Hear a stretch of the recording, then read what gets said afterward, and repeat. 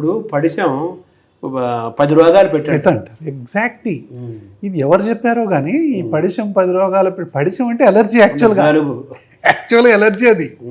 ఎప్పుడు చూసినా మన ఊర్లలో చూసారా మీరు చీవుడు ముక్కోడు అంటారు. చీవుడు ముక్కోడు వాడు సపరేట్, వాడు ఎప్పుడు చీవుడు ముక్కు వేసుకొని ఉంటారు చూసారా కొంతమంది. That is allergic rhinitis.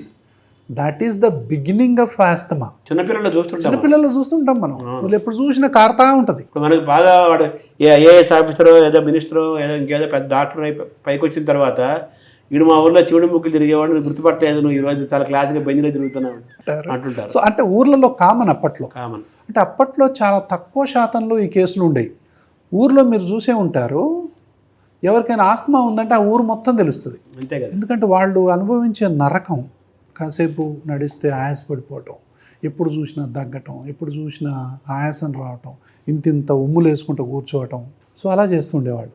Asthma పేషెంట్లు మేము క్యాజువాలిటీలో కూర్చున్నప్పుడు ఎంత ఆయాసంతో వచ్చేవాళ్ళంటే మిడ్ నైట్లో నాతో పాటు చదివిన వాళ్ళందరికీ ఇప్పుడు కూడా తెలుసు, అందరికీ ఆ కాలంలో నీకు చిన్న సూది కావాలన్నా పెద్ద సూది కావాలన్నా అనేవాళ్ళు. చిన్న సూది అంటే ఎడ్రినలిన్. అంటే ఏంటది ఎడ్రినలిన్ అంటే తాత్కాలికంగా ఈ యొక్క కట్ల నిప్పేది ఎడ్రినలిన్. ఇంకోటి అమైనోఫిలిన్ అనేది ఇంకొంచెం దీర్ఘకాలంలో పనిచేస్తుంది. ఎడ్రినలిన్ అమైనోఫిలిన్. పేషెంటే చెప్తాడు, సార్ నాకు చిన్న సూది ఇవ్వండి సార్ వెంటనే రిలీఫ్ వస్తుందని. అంటే ఏంది కట్లిప్పటం అనమాట.